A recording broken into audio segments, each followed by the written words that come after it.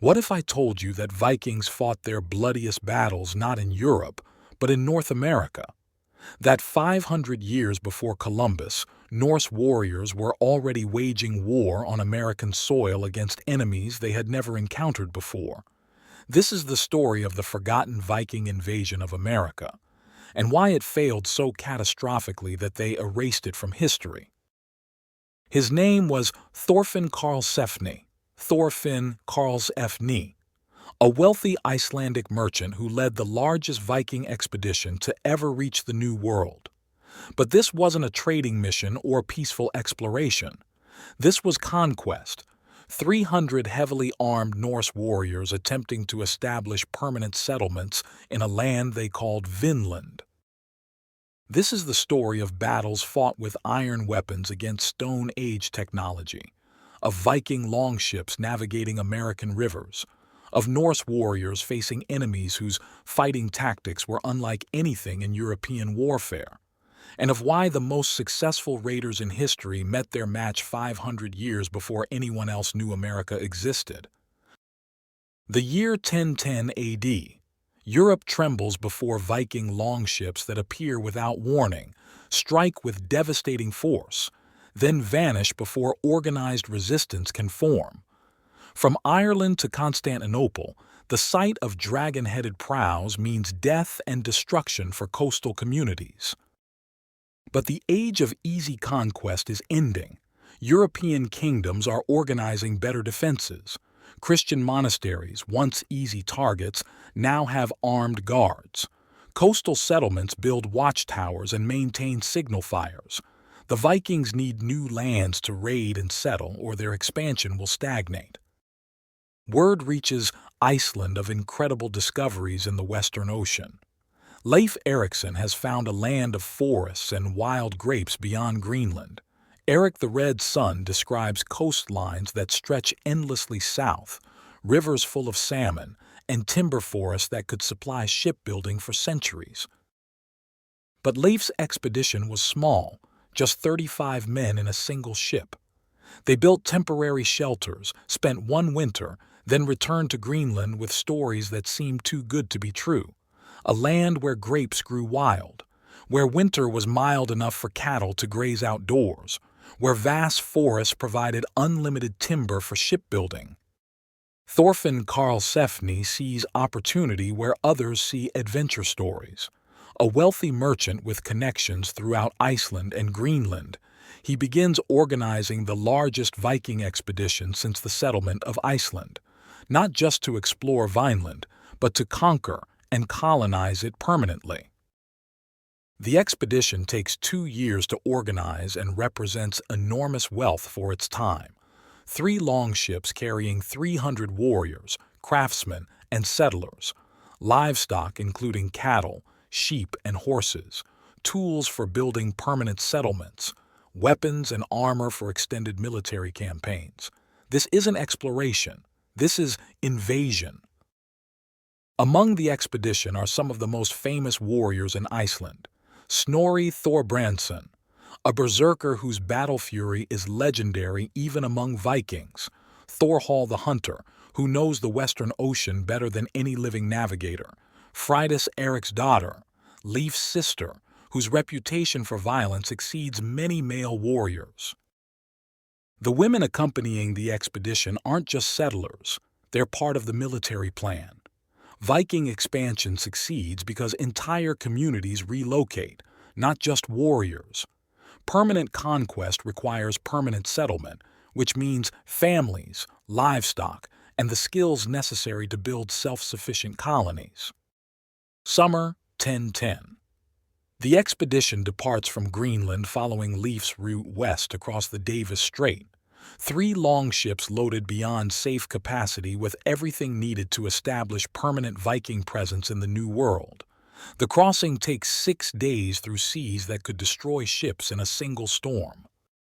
When they sight the coast of what would later be called Newfoundland, the Vikings see exactly what Leif had described: endless forests of pine and oak, rivers full of salmon, beaches perfect for landing longships.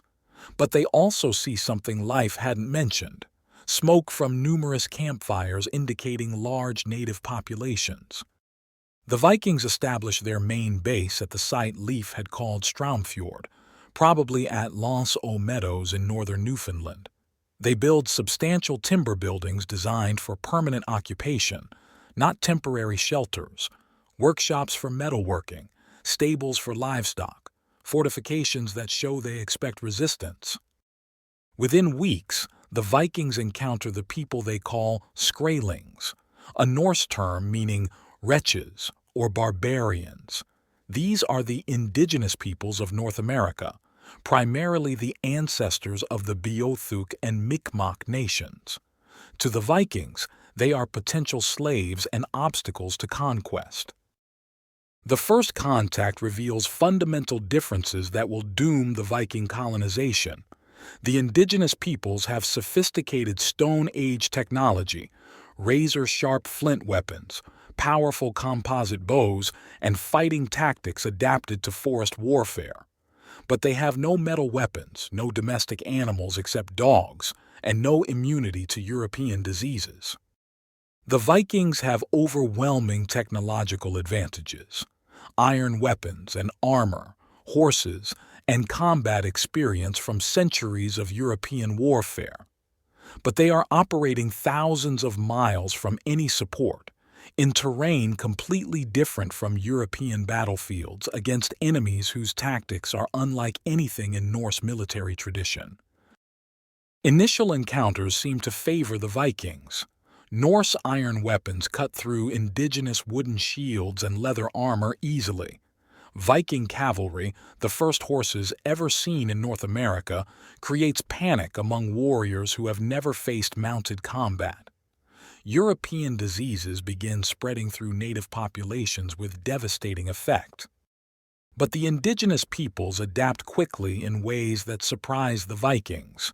They begin targeting horses specifically, understanding that eliminating cavalry removes the Vikings' greatest tactical advantage. They use forest terrain to negate the effectiveness of Norse shield wall formations. Most importantly, they coordinate attacks among multiple tribes. The turning point comes during the winter of 1011. Thorfinn's expedition, now established in what they believe is secure territory, faces their first coordinated indigenous attack. Hundreds of warriors emerge from the forest simultaneously, using tactics the Vikings have never encountered. The indigenous fighting style emphasizes speed, stealth, and individual initiative rather than the organized formations preferred by European warriors. They appear without warning, strike specific targets, then vanish into forests where heavily armored Vikings cannot pursue effectively. This is guerrilla warfare 500 years before the term existed.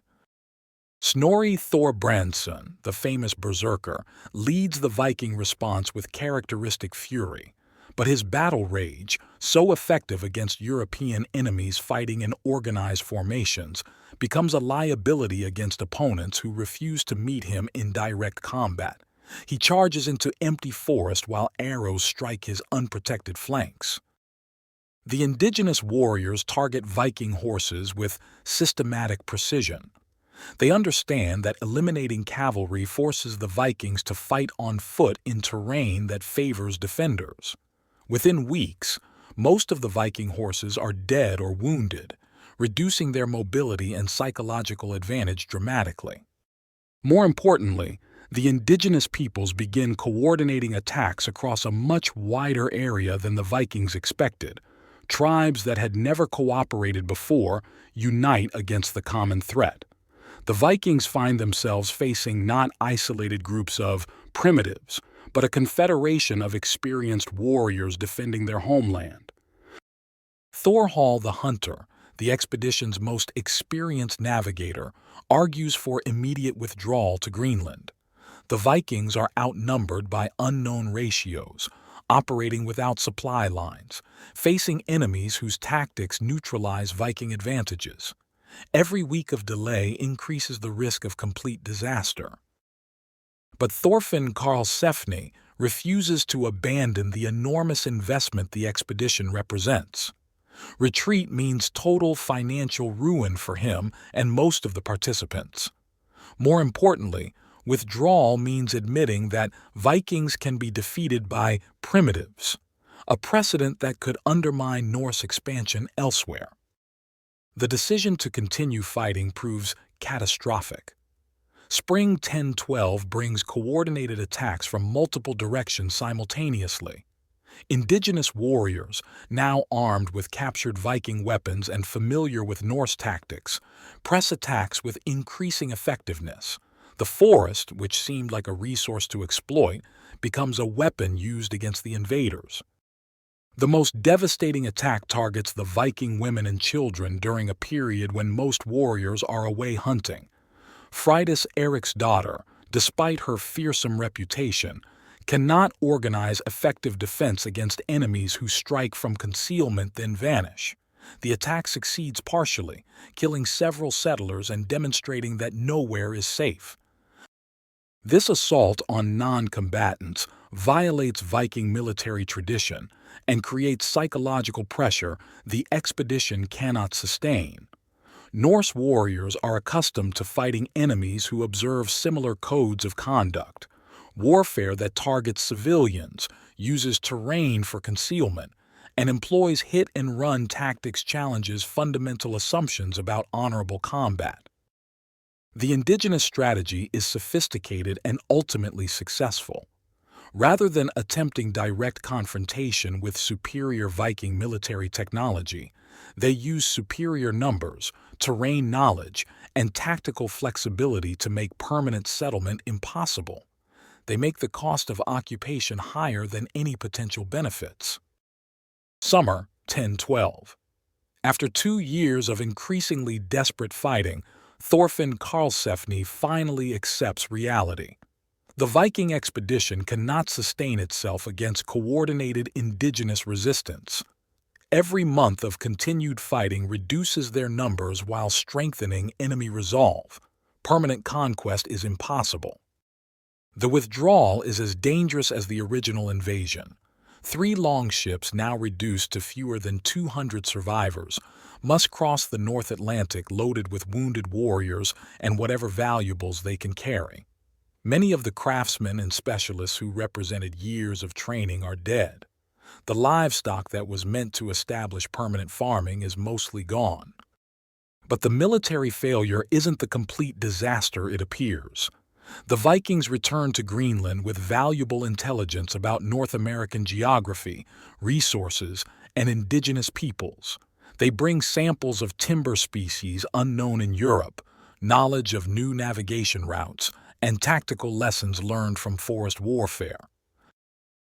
More importantly, they return with a realistic assessment of what conquest of Vinland would require. Not hundreds of warriors, but thousands. Not one expedition, but sustained military campaigns over multiple years. Not just superior weapons, but complete adaptation to different terrain and enemies. The strategic decision not to continue Vinland colonization proves correct from a Viking perspective. The resources required to maintain permanent settlements against indigenous resistance would exceed any possible benefits. Better to concentrate expansion efforts in Iceland, Greenland, and areas where European military advantages are decisive. But the tactical lessons learned in Vinland influence Viking warfare for generations. Norse warriors begin adapting forest fighting techniques learned from indigenous Americans. They develop new tactics for combat against enemies who refuse direct confrontation. They learn to coordinate infantry and cavalry operations in wooded terrain. The indigenous victory at Vinland has implications that extend far beyond defeating one Viking expedition. It establishes precedents for resistance against European invasion that will influence indigenous military thinking for centuries. More immediately, it prevents Viking establishment of permanent bases that could have supported further European expansion. Had the Vikings succeeded in establishing permanent settlements in North America, the entire course of European exploration could have changed. Viking bases in Vinland could have supported expeditions down the North American coast. Norse traders could have established contact with Central American civilizations centuries before Columbus. Instead, Viking failure in Vinland contributes to the abandonment of Atlantic exploration for nearly 500 years. The expedition's catastrophic losses discourage further attempts at transoceanic expansion. European attention turns to other directions: the Mediterranean, Eastern Europe, and eventually overland routes to Asia. The indigenous peoples who defeated the Vikings developed military innovations that would influence warfare across North America. Tactics perfected against Norse warriors spread through trade networks and tribal alliances. Experience fighting mounted enemies and iron weapons provides crucial preparation for later European invasions. The psychological impact of defeating Vikings resonates through indigenous oral traditions for centuries. Stories of the pale-skinned invaders who came from the Eastern Sea, fought with iron weapons and war horses, but were ultimately driven away, become part of tribal military heritage. Modern archaeological evidence at L'Anse aux Meadows confirms the scale and intensity of Viking colonization attempts. Sophisticated metalworking facilities, substantial buildings, and evidence of livestock indicate this was intended as permanent settlement, not temporary exploration. But the site was abandoned suddenly, supporting saga accounts of military defeat. The failure of Viking expansion into North America represents one of history's most significant turning points. Had Norse warriors succeeded in establishing permanent bases in Vinland, European contact with the Americas could have begun 500 years earlier, with consequences impossible to predict. Instead, the indigenous peoples of North America won crucial time: 5 centuries of continued independent development before the next European invasion attempts, populations that could grow, societies that could evolve, and military traditions that could strengthen without European interference. The Vikings who attacked America discovered that technological superiority doesn't guarantee military success. That unfamiliar terrain can neutralize traditional advantages. That enemies who fight differently require different strategies, lessons that European military leaders would have to relearn 500 years later. Today, the Viking expedition to Vinland reminds us that history could have unfolded very differently. That indigenous resistance can succeed against overwhelming technological odds. That the outcome of cultural contact depends on circumstances, not just capabilities. When the Vikings attacked America, they met their match, not in another European army using familiar tactics, but in indigenous warriors defending their homeland with techniques perfected over millennia. The most successful raiders in history learned that some lands cannot be conquered, even by the fiercest warriors. 300 Vikings against an entire continent, iron weapons against Stone Age technology, European warfare against American tactics. The forgotten invasion that failed so completely, they tried to erase it from history. When the Vikings attacked America, America won.